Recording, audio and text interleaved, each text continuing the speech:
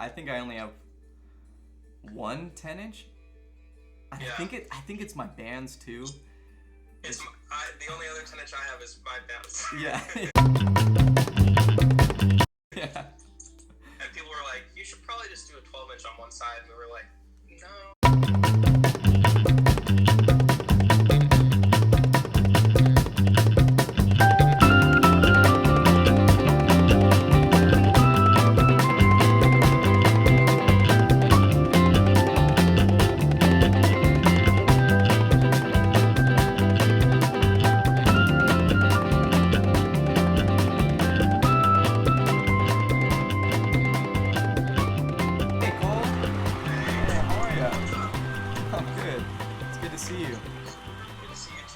It's good to see your classic Iowa beanie.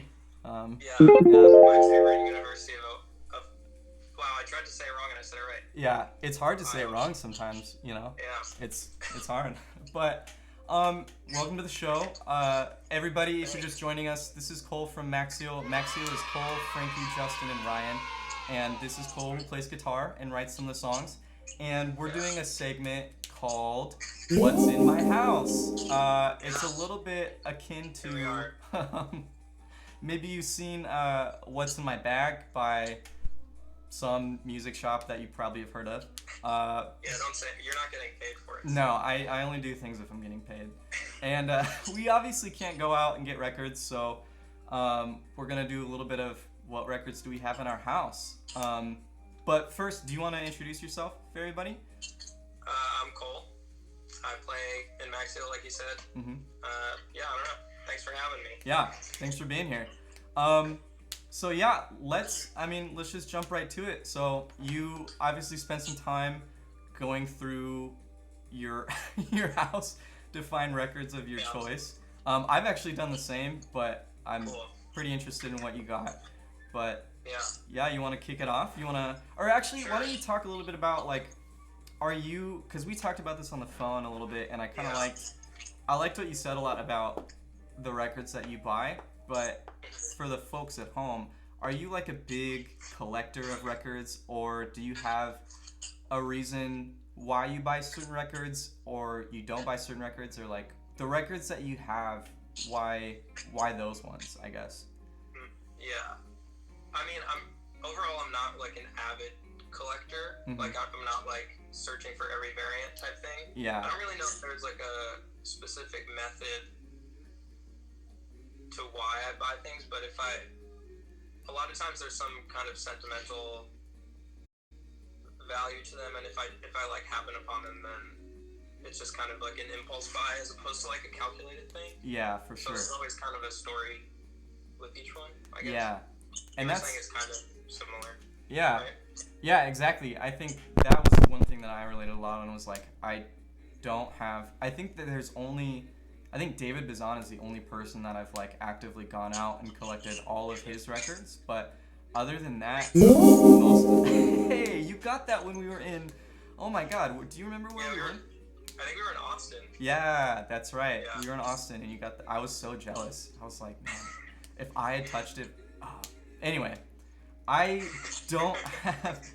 have a similar method where like most of the records that I have, like, and most of the ones that I chose were either bought at live shows from friends or were recommended by friends at live shows. Some of them I have were at record shops that were like kind of important or that I really wanted to visit, and some were ones that I bought in the mail, but most of them were like a friend was related to the purchase in some way. And so for me, a lot of the records, especially not listening to a lot of physical records these days, most of them have like a cool memory attached to them, and that's kind of why I've continued buying them. But that's kind of my approach to it. So yeah, that's cool. Yeah, well, cool. You wanna take it away? What you got in your house?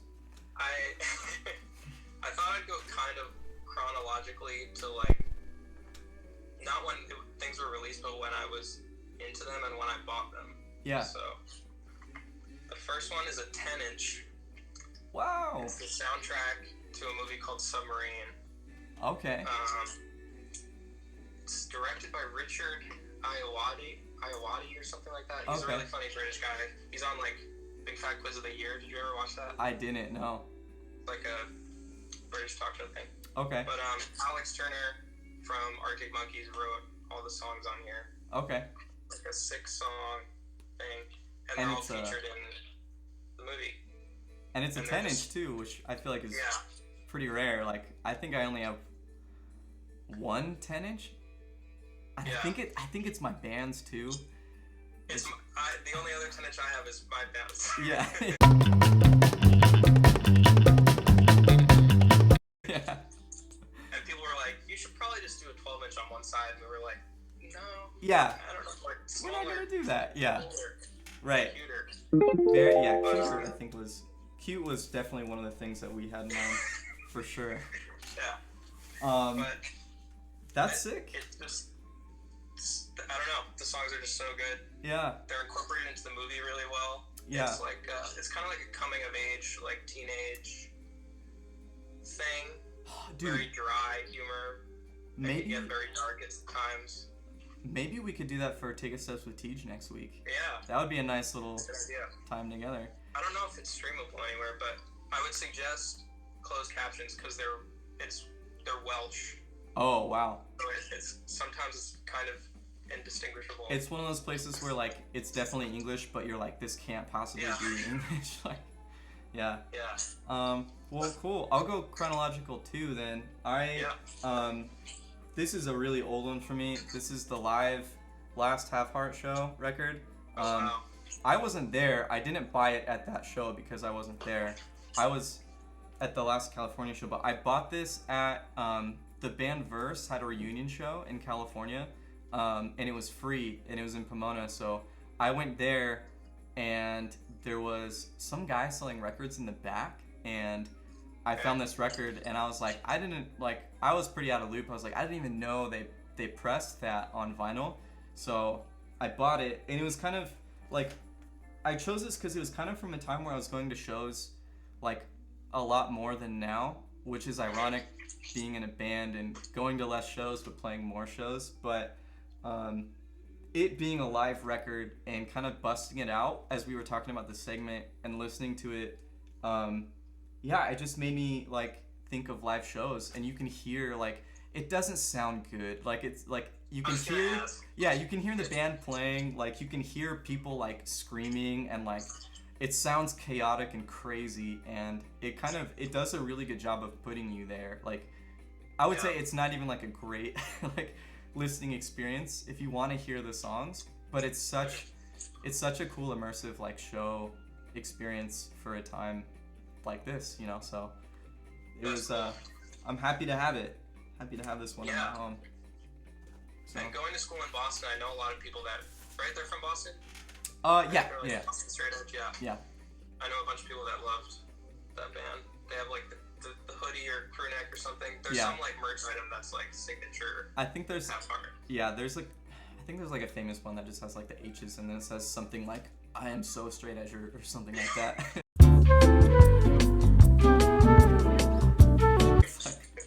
Which is very cool. Yeah. What's next? Oh, okay. I'll do this one. So back in 2011, I went to Terminal 5 with my mom. Yeah. And my sister, and we were going to see. It was Tokyo Police Club, Two Door Cinema Club, 2 club bands. Wow. And then this band, Someone Still Loves You, Boris Yeltsin. Oh. Wait. You've told me about this band, I think. Probably, yeah. I was like, that's another band whose name is a sentence, and I was like, oh, yeah. I can remember that. But, I guess in 2011, like, I when I looked them up before we went to the show, just to, like, listen to a couple songs to see what their vibe was, it was on, all their music was still on MySpace. Oh, really? Which seems so weird. 2011 seems, like, late to be on MySpace, but yeah. It does, doesn't it? But this was the record that had just come out. Yeah. It's called Let It Sway. Let It Sway. Really cool album artwork. Yeah, and is it kind of like they're kind of like a very like indie rock leaning band to be playing with like indie pop. Indie pop. This record was It was produced by Chris Walla. Oh, really? The Death Cab person, right? Yeah. Yeah. And this, Ooh. it's just I don't know. It's just a great record. Yeah. It sounds so good. The songwriting's so good. It's a good, like, if you can't think of, shout out to Springfield, Missouri. That's where they're from. It's just a great record to, like, put on in the van if you can't think of anything else, because it's just, like, easygoing. Yeah. Really freaking good songs. Yeah. Right on. Cool. Well, let's, I just got, like, a 2-minute warning on our live stream. Oh, no.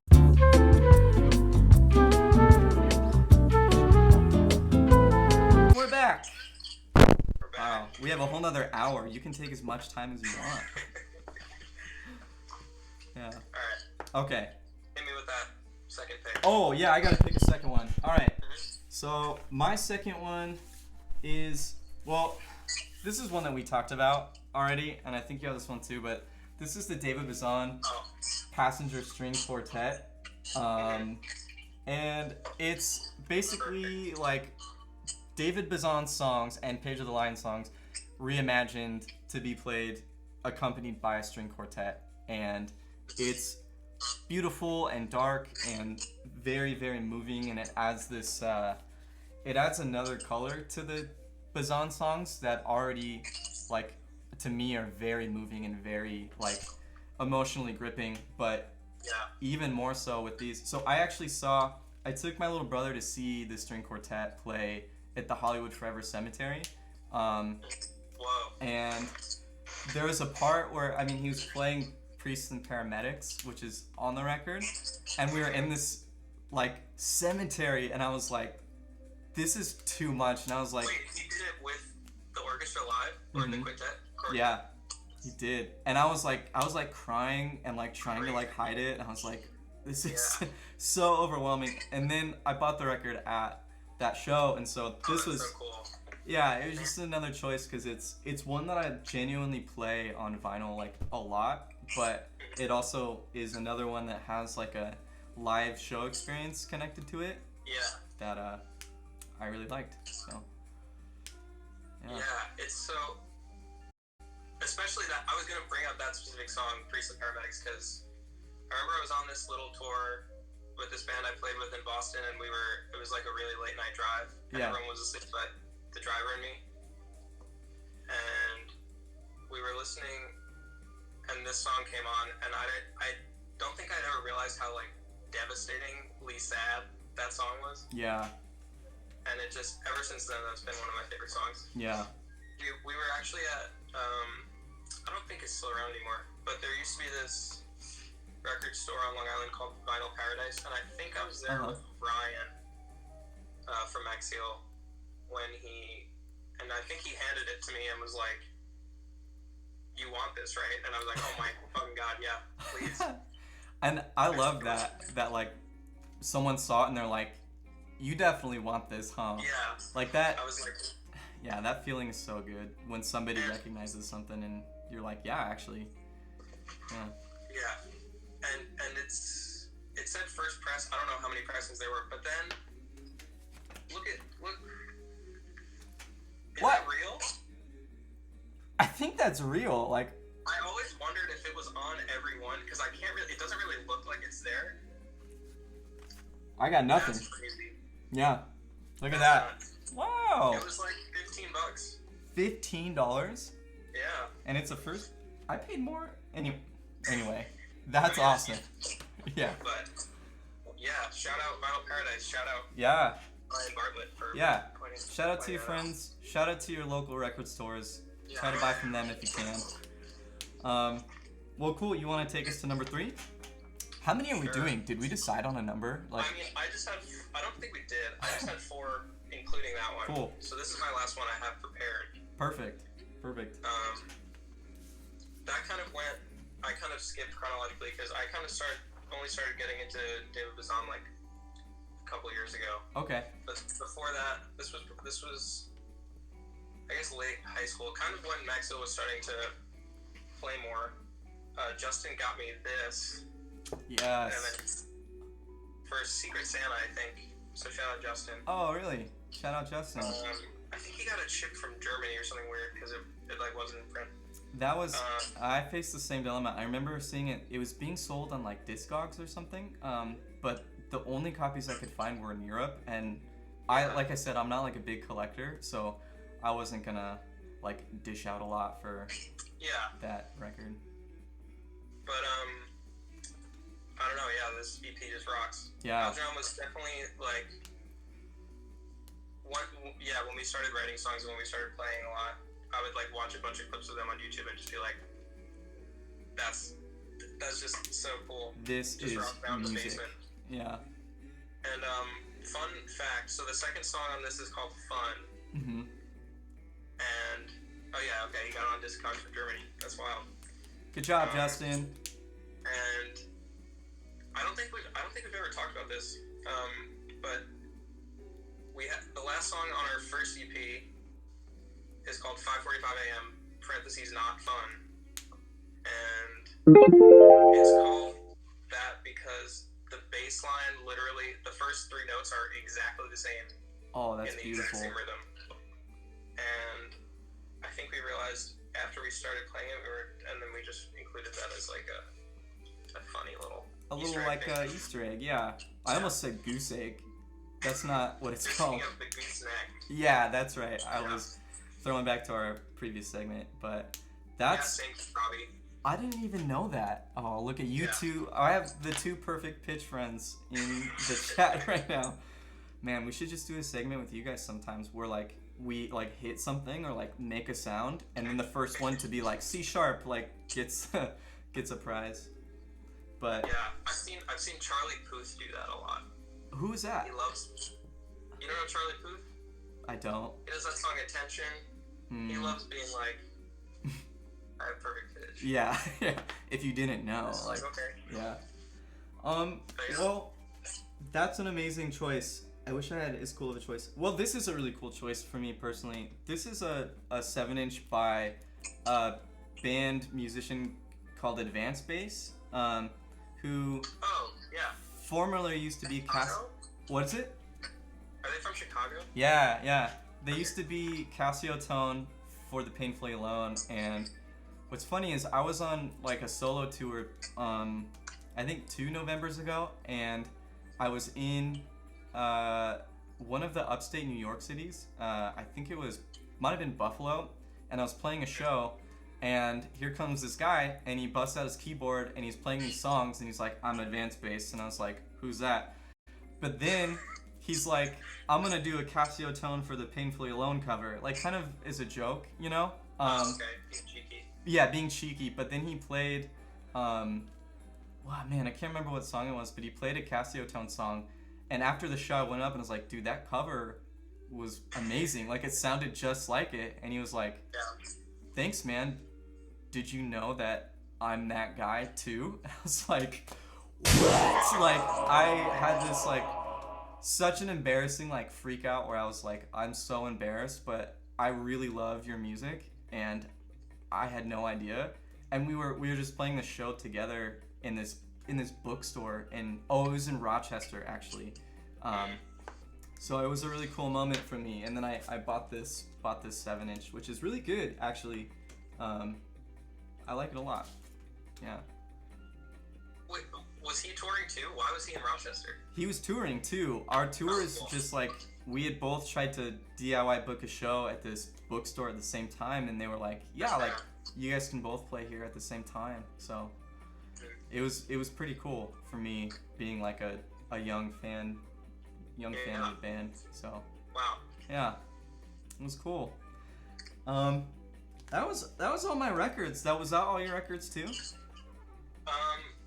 Yeah, actually, I have this one. It's the Weaker Than's live album. Oh, literally yes. haven't opened yet. Is it But I really need to listen to this. Yeah. You speaking of live albums, but literally like the best sounding live album I've ever heard. Like, really? I thought they took the vocals from the studio version. Yeah. Like it's crazy. That's so. Do you know when that album was recorded? Like, do you know what albums are mostly like featured on it? I think it was on their like reunion Union Tour. Union Tour, yeah. This is copyright 2009. Okay. So, yeah. Got it. So that was around that time. Dang. That's a good record. Wow. I'm gonna listen. This is what I like about this. Like, I was talking to Cole, everybody at home, before this, and was telling him that I've been listening to mostly, like, having on music. Like, literally, like, the music the silly music we use for the show. Like, I'll just play that in my house and, like, have some, like, fun jazz music and stuff. But this, like, talking about this segment has, like, made me go and revisit and think about a lot of the records that I have at home, and it's made me just pay more attention to the music I'm listening to. So I'm definitely gonna listen to that album today. Like, cool. That's what's up. Yeah. Well, cool. Do you wanna play a song? I know you were talking about doing a cover. Did you prepare a cover? Yeah. I'm gonna do a song off that Someone Still Loves You Boris Yeltsin record, and it's called Everlyn. All right. Cool. Yeah. We'll go ahead and Ooh. Should we throw that one up there? That sounded painful. Okay. Wait, before you start, I want you to know that I wrote Macseal rules backwards so that you could read it forwards. And I love that. It took me actually a lot longer than I would care to admit, but it happened. I made it work. So. What was your method? Did you just do it in a mirror? No, I did afterwards, but I just literally wrote down Macseal rules and then, like, looked back and forth and just, like, drew the letters. It's. Oh, okay. It's cute, you know. It's a little cute thing. I like it. Thanks. We should blow that up and use it as, like, what do they call them? A banner. Oh, yeah. I can have my people make that for you. I do have to ask, was the typo on purpose? Is there a typo?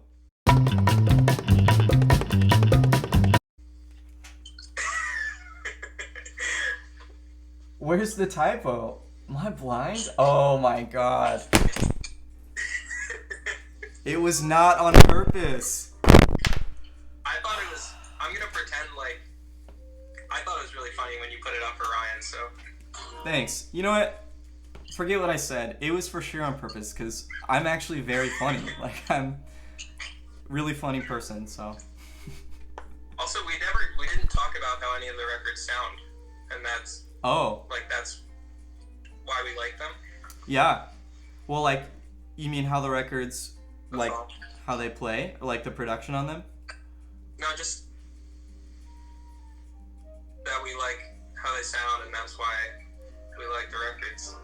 Oh, yeah. I guess we didn't, huh? We talked about why we bought them, but we didn't talk about, like, the music on them. Like, I'm just being... Oh, just riffing off you. I see what you're saying. Like, yeah. You're the kind of person that only listens to vinyl because it sounds better than streaming? No!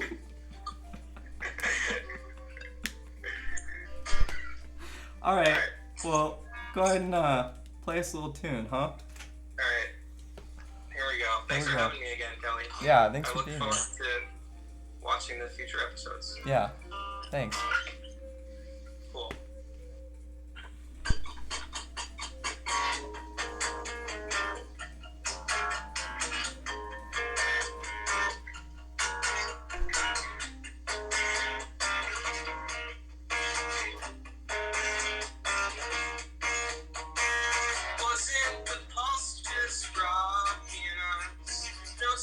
In all pretend, there was a connection. Who was it?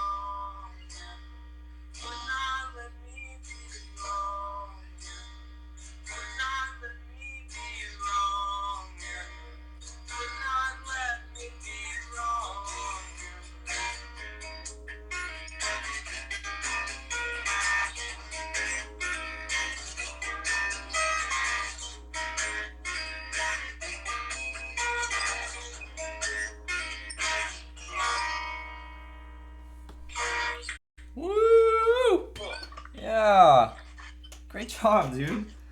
Wow. Thanks. That was really amazing. Thanks. Yeah, thanks for doing that, dude. Great song. Yeah. Well, cool. I think we kind of run to the end of the show, but before you go, I got you a gift too, because everybody gets a gift on the Glad channel. I got you a compact disc of Jack Johnson's In Between Dreams, and it's autographed by Jack Johnson himself. Wow. Yeah, isn't that something? And it's all yours. We each had an autographed piece today. I know, an autographed piece. Yeah. Well, I it's. find something for you. Oh, come on. You don't gotta. You know. This isn't obligatory. This is just because I want to thank you for being on the show. You know. Yeah. How about this sweet Super Ball? Cool. I've always wanted a Super Ball. It's very bouncy. Is it 2 colors too?